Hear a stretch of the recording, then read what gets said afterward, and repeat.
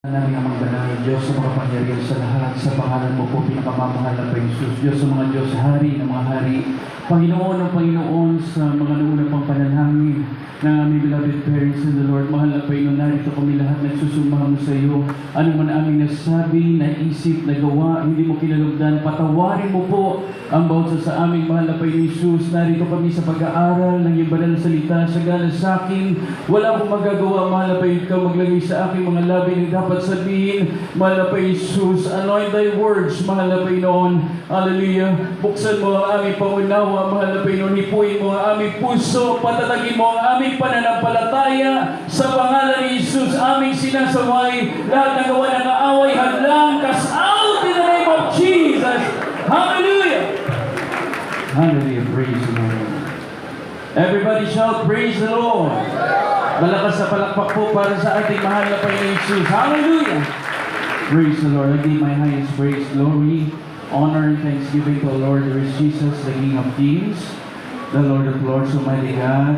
I give double honor and respect for beloved parents in the Lord. We will never forget and always cherish the blessed preachings and teachings, the legacy of our dearly beloved Honorable Pastor Will Estrada Almeida, the end-time prophet of a loving God, our beloved assistant Pastor Lina C. Almeida, greetings to their beloved children, to the whole beloved Almeida family, praise the Lord, sa ating pong beloved ordained preachers and their family, to all of you mga minamahal, sa lahat po ng mga baguhan, sa mga bisita, kayo po ay welcome sa banal na gawain ng ating pinakamamahal na Panginoon. Everybody shout, praise the Lord! Praise the Lord. Tayo po'y dadako mga minamahal sa ating pag-aaral ng banal na salita ng ating pinakamamahal na Panginoon Jesus. Our title mga minamahal is The Prophet's Reward. The Prophet's Reward. Sa Tagalog mga minamahal, ang gantimpala ng isang propeta. Amen. Ito po ay ating talakayin mga minamahal sa kapakanan ng lahat ng mga baguhan, mga minamahal, upang sila ay magkaroon ng pananampalataya sa ating pinakamamahal na Jesus. Sapagkat ang sabi mga minamahal, that the prophet rewards, it is a reward coming from the Lord. Amen. Pag ikay nanampalataya sa ating mahal na Jesus, you give honor mga minamahal sa ating mahal na Panginoon, and you believe in His prophets mga minamahal, ikay pagpapalain ng mahal na Panginoon. Amen. Everybody shout, praise the Lord. Kaya ang sabi mga minamahal, what is the meaning of prophets? Ang sabi mga minamahal, a prophet is someone chosen by God to speak His message to the people. Ibig sabihin mga minamahal, he is a messenger of God, an instrument mga minamahal used by our loving God. Amen. Ang sabi dito, they are called prophets or propeta mga minamahal because they convey God's will mga minamahal. Amen. Hinahayag nila ang kalooban, ang banal na kalooban ng ating mahal na Panginoon Jesus. Ang sabi, they warn people. Nagsasalita ng mga babala, mga minamahal, upang ating ikabuti. Amen. Sila ay nagsasalita ng mga corrections, guidance, mga minamahal, upang tayo lahat ay maligtas. Amen. Amen. Palakpakan natin ang ating mahal na Jesus. Kaya ano pang sabi mga minamahal, the prophets are called, mga minamahal, those people, mga minamahal, back to righteousness. Naman balik, mga minamahal, ang lahat ng mga tao tumalikod sa ating mahal na Panginoon. Sila muli ay kumilala sa nag-iisang Diyos, walang iba ang ating mahal na Panginoon Jesus. Sila'y magsamba sa mahal na Panginoon upang sa pagbabalik ng ating mahal na Panginoon. Sama-sama tayo mga minamahal, magkamit ng tinatawag na eternal reward. Amen. Ang buhay na walang hanggan sa piling ng ating mahal na Panginoon. Yan ang ating pangarap bilang Kristiyano mga minamahal. Amen. Pag tayo ay pumikit dito sa lupa, siya pagbilat natin sa langit. Amen. Everybody shout, praise the Lord. Basahin natin mga minamahal, dalawang magkasunod na talata. Amos, Kapitulo 3, versikulo 7. Sundan po ng Deuteronomy chapter 18, verse 18. Dito po sa aklat ng Amos, kabanatang 3, talata ay 7. Tunay na ang Panginoong Diyos ay walang gagawin, kundi kanyang ihahayag ang kanyang lihim sa kanyang mga lingkod ng mga propeta. Amen. Dito po sa Deuteronomy, kabanatang 18, talata ay 18. Aking palilitawin sa kanila ang isang propeta sa gitna ng kanilang mga kapatid na gaya mo, at aking ilalagay ang aking mga salita sa bibig niya, at kanyang sasalitain sa kanila ang lahat ng aking tinuutos sa kanya. Amen. Palakpakan natin ang ating mahal na Panginoon. Everybody shout, praise the Lord. Itong talata mga minamahal na uling binasa, ito po ay salita ng ating mahal na Panginoon. I will raise them up a prophet from among their brethren, like unto thee, and I will put words in his mouth, ang sabi mga minamahal. Ang aking ilalagay ang aking mga salita sa bibig niya at kanyang sasalitain sa kanila ang lahat ng aking iuutos sa kanya. Amen. Ito ang naganap sa ating mga minamahal. Kailangan marapat mga minamahal malaman ng lahat, especially ang mga baguhan mga minamahal, na may propeta ang ating mahal na Panginoon. Amen. At ito mga minamahal ang sa katauhan ng ating beloved Romo Pastor mga minamahal, the anti-prophet of our loving God. Siya nagturo sa ating lahat mga minamahal, sapagkat ang sabi ng banal na kasulatan that God revealed His secrets to His prophets. Amen. Ang lahat ng sikreto mga minamahal, kung paano makapasok sa pinto ng langit, kung paano tayo maligtas, kung paano tayo mga minamahal umiwas sa kasalanan, ang tamang pagpupuri. Amen. Ating napag-aralan last Friday, ang pagpupuri sa ating mahal na Panginoon. Amen. Pumunta tayo sa ibang mga gawain, mga minamahal.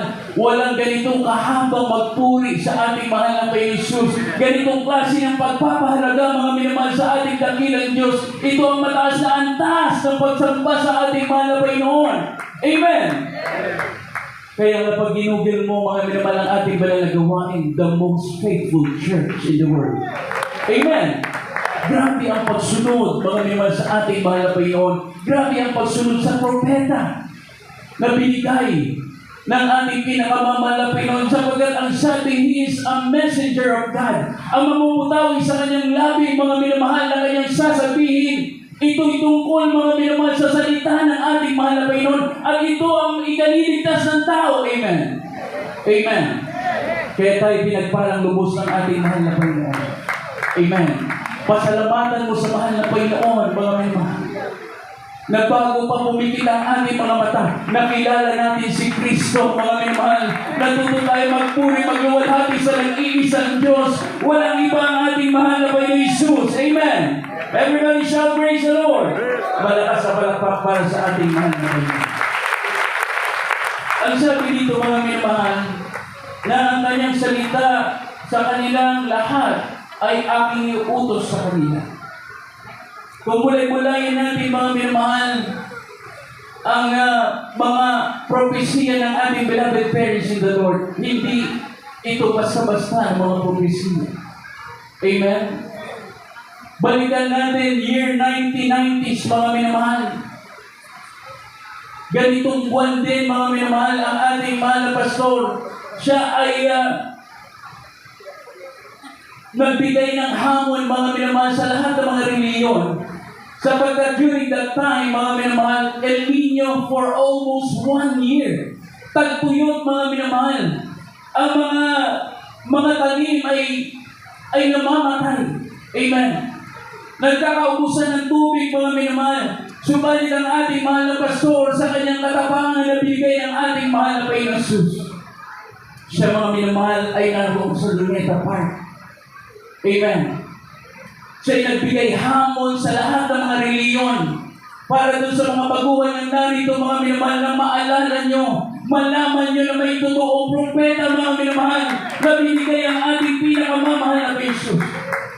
At ang sabi ng ating beloved Romo Pastor, tayo ay magkaroon ng competition. Tayo ay manalangin sa ating mahal na Panginoon Jesus.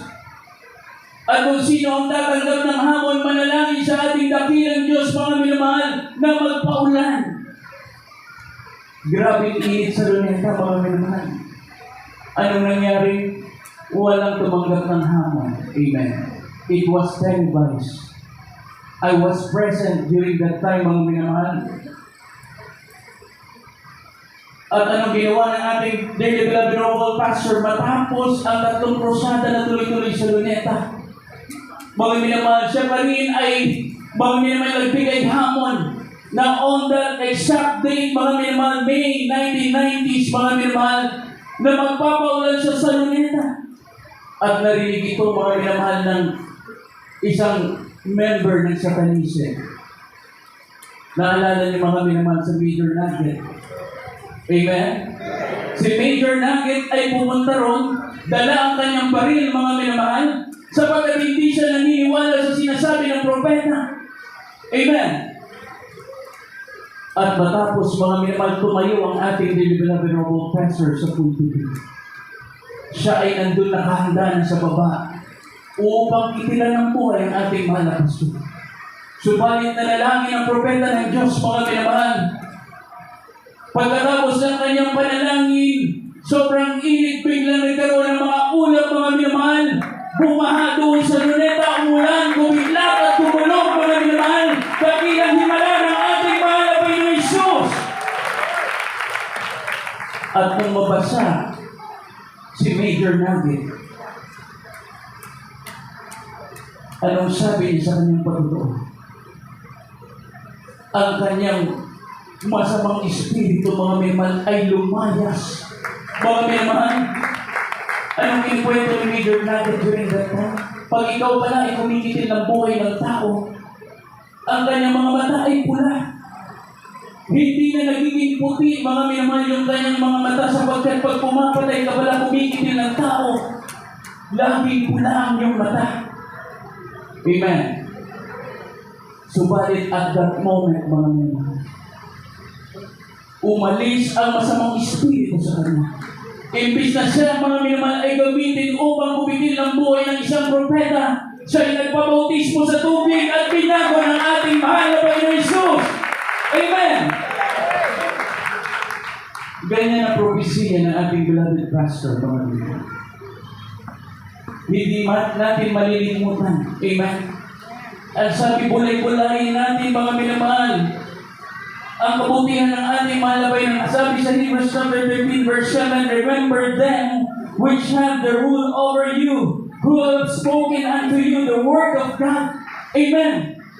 Ang ating mahal na pastor ang nagsabi sa ating mga minamahal ng mga salita na ito, na ikinatibay ng ating pananampalataya. Kaya patuloy tayo naglilingkod sa ating mahal na Panginoon. Tayo ay binigyan ng katapangan ng mahal na Panginoon. Harapin ang lahat ng mga problema, pagsubok, mga minamahal. Walang makakadlaw sa ating paglilingkod. Amen. Palakpakan natin ang malakas ang ating mahal na Panginoon. Everybody shout praise the Lord. Kaya sabi, mga minamahal, paano natin malalaman na ang isang propeta ay hindi totoong propeta? Amen. Basahin po natin, mga minamahal. How do we test if it is a true prophet or not, mga minamahal, o tinatawag na false prophet? Deuteronomy chapter 18 verse 21.